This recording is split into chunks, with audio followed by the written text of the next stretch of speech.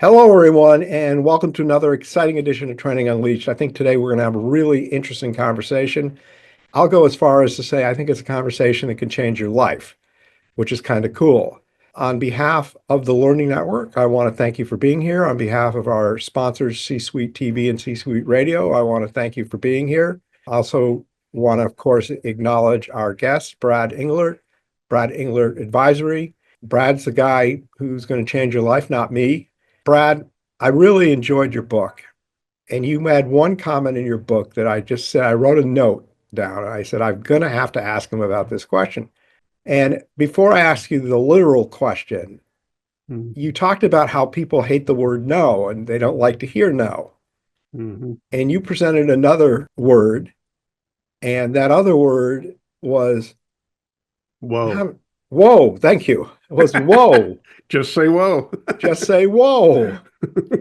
And I actually used it this morning. Talk Right. about the power of whoa.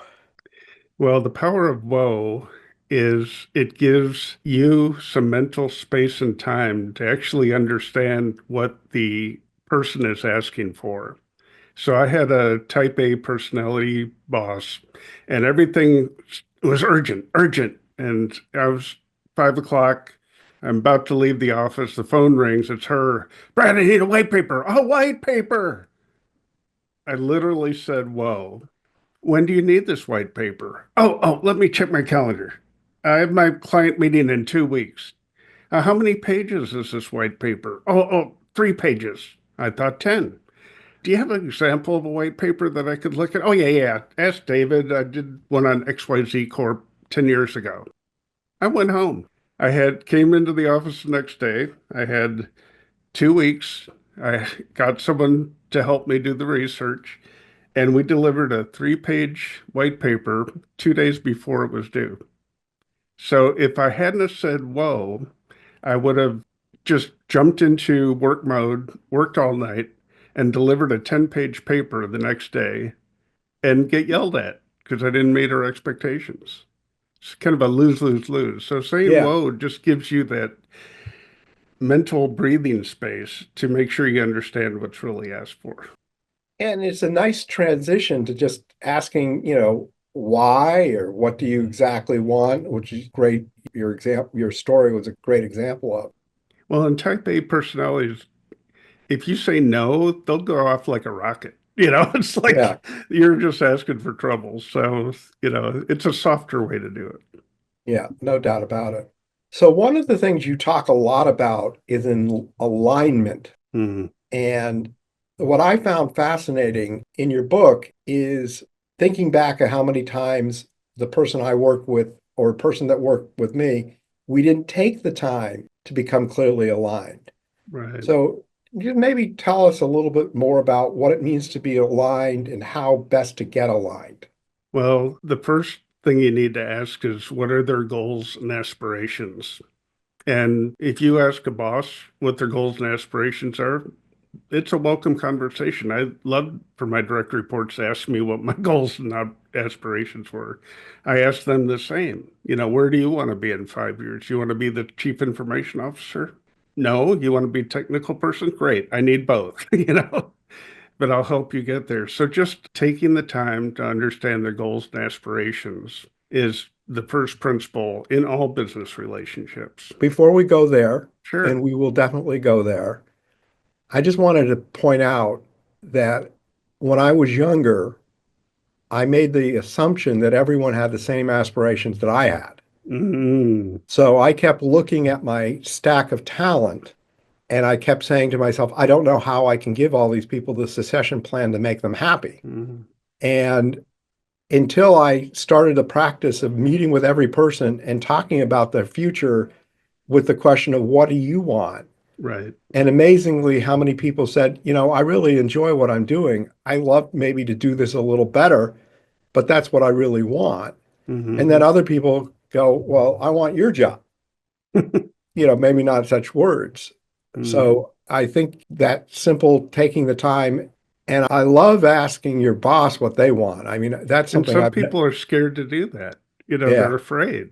And it's like, no, you need to ask. yeah. Well, that's the best way you can support them.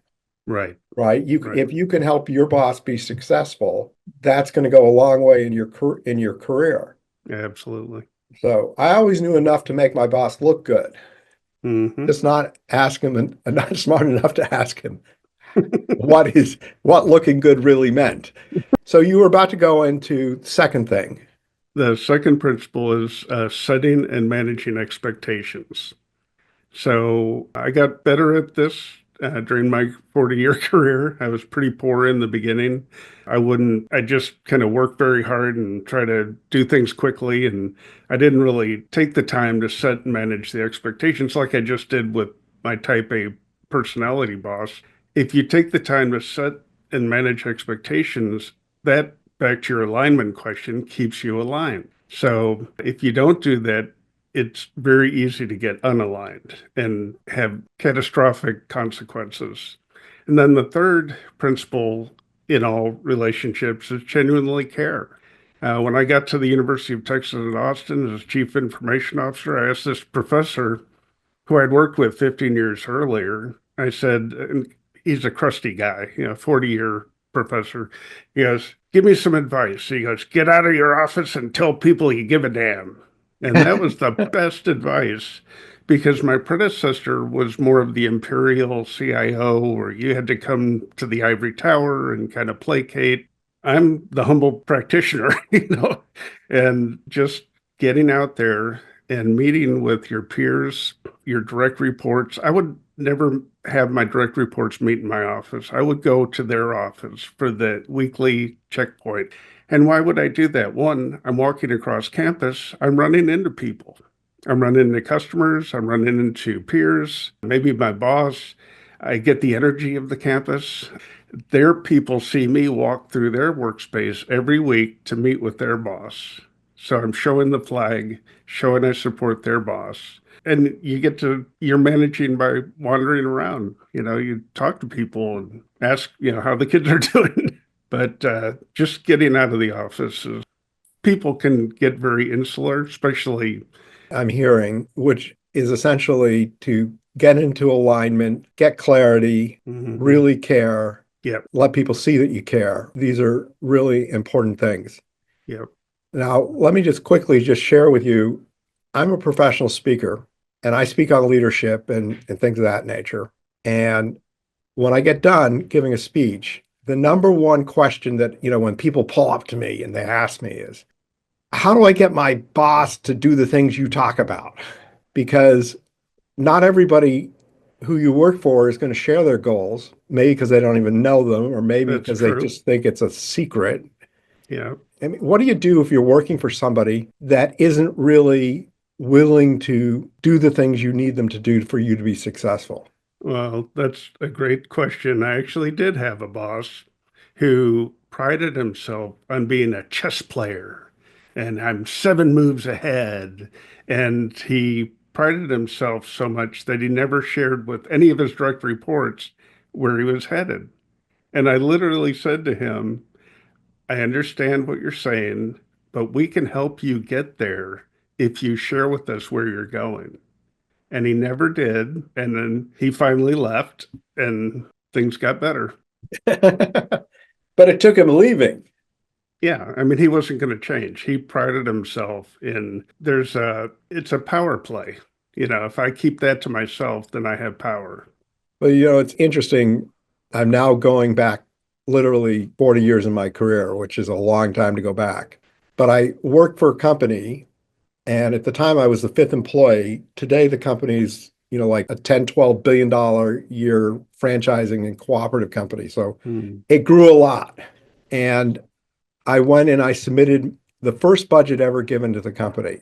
I submitted the budget I had two bosses, two co-CEOs, which is a five-person company, a lot of heavy management, but what they both brilliant, truly brilliant people. Hmm. I mean, great people.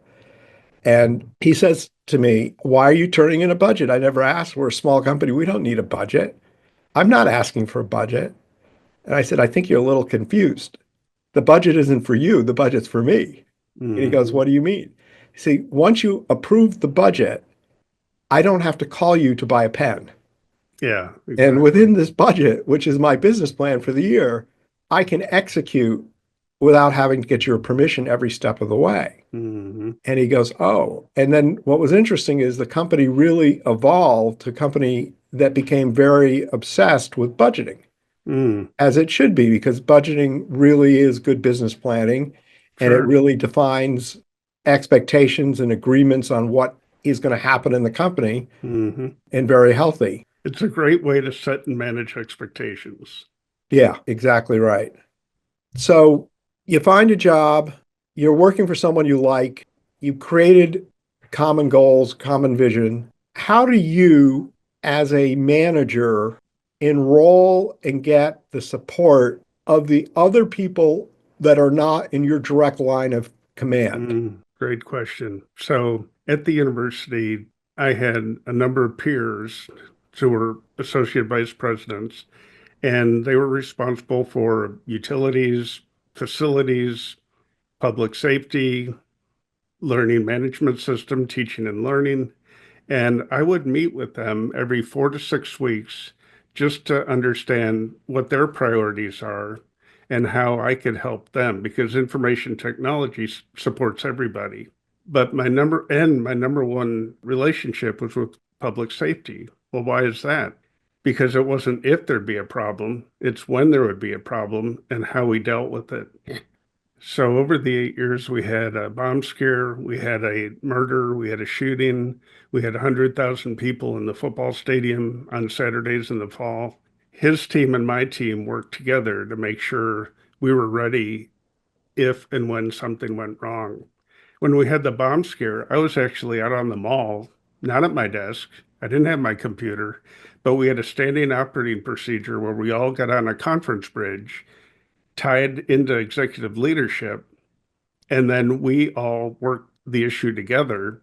And I was able to successfully resolve a bomb scare situation being out on the mall with my phone. But that's because we planned for that. You know, whenever there's a crisis, we get on the conference bridge. We have 3 emergency management centers. So depending on where the situation is, executives will be in the emergency management center. We had to make sure those were functioning. We would practice once a year.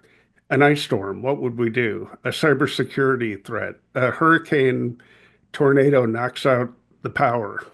A year later, we actually had the power go out. It's like we had practiced that scenario. What would we do? And the my peer, public safety peer, would share rumors with me. He goes, "Hey, I heard a rumor that you don't have enough diesel in the generator at the data center."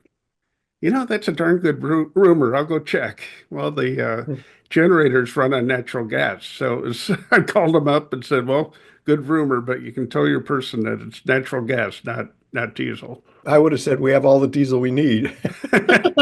Well, Hey there, listeners. Time to take your training to the next level.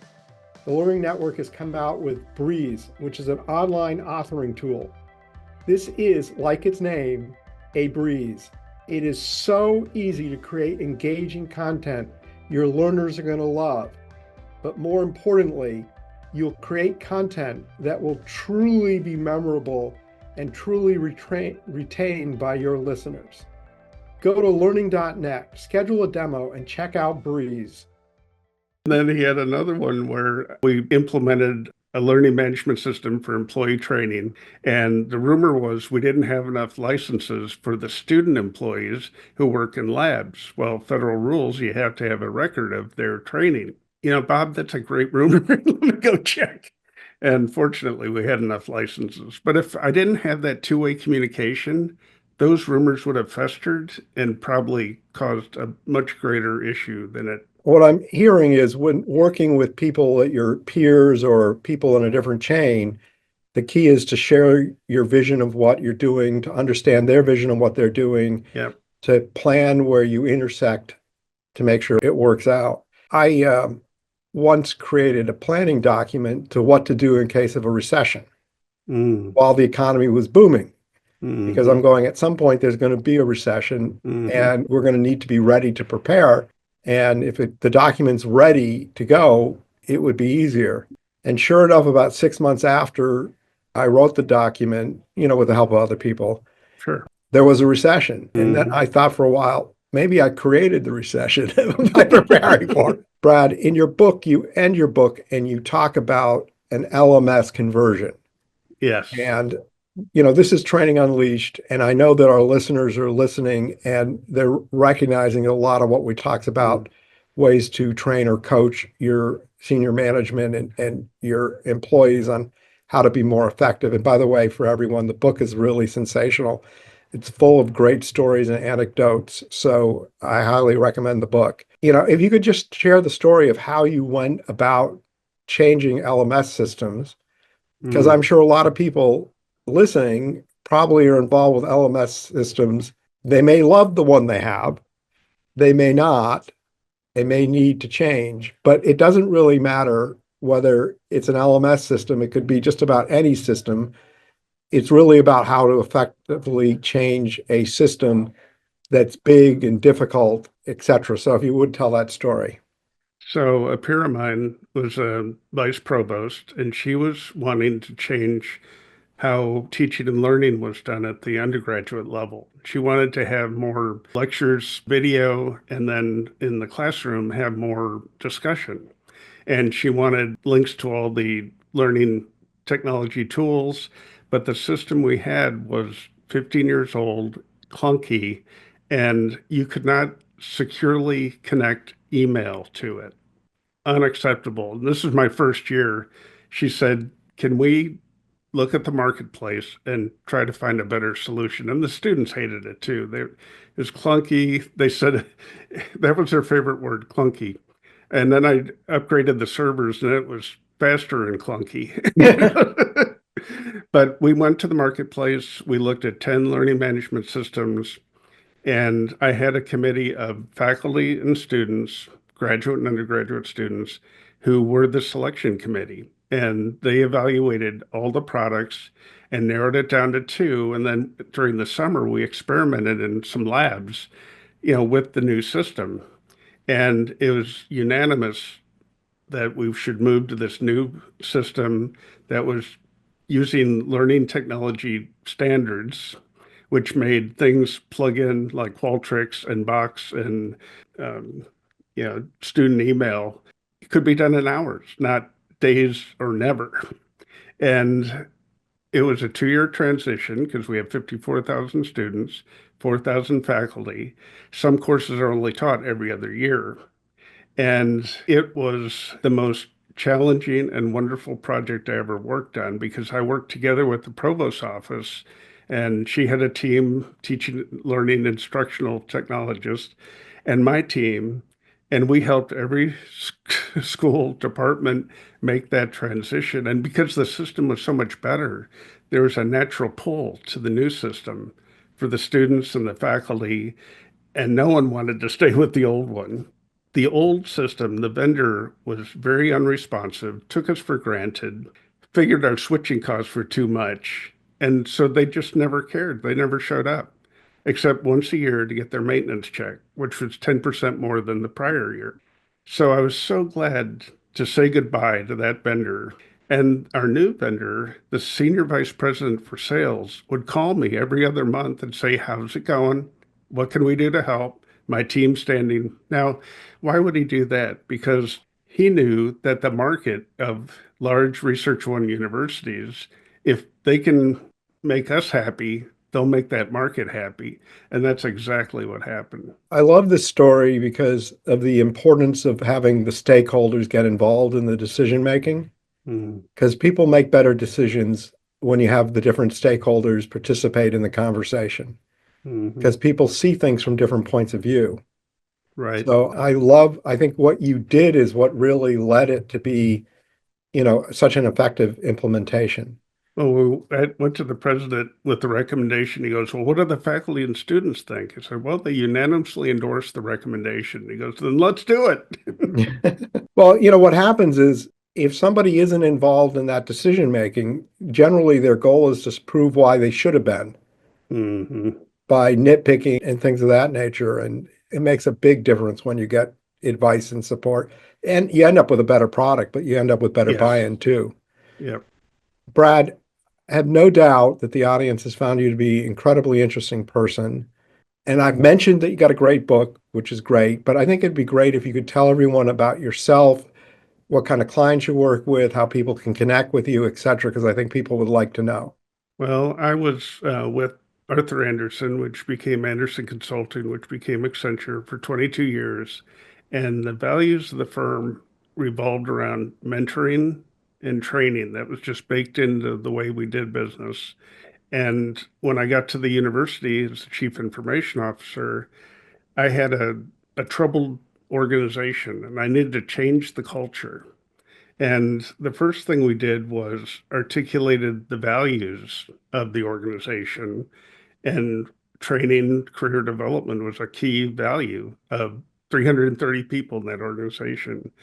And so over probably 9 months, changed from a heroic fire drill culture to a proactive customer service culture. And when I retired from the university, I thought, how can I share these stories with a wider audience? I still mentor 2 or 3 people a year, but it doesn't scale and I can't clone myself. And that's really what drove me to write the book. And I want to help people who are early in their career or mid-career just develop this skill of relationship building. You don't have to be born with it. It's a learned skill. So, how do people connect with you? I'm going to send you a customized link for your podcast that will take them to my website and have a free sample of the book, another tab, how to buy the book or the ebook or the audiobook, and a third tab, how to schedule time on my calendar. So, everyone, if you go to trainingunleash.net and you look up the episode, we will put that link in the episode information.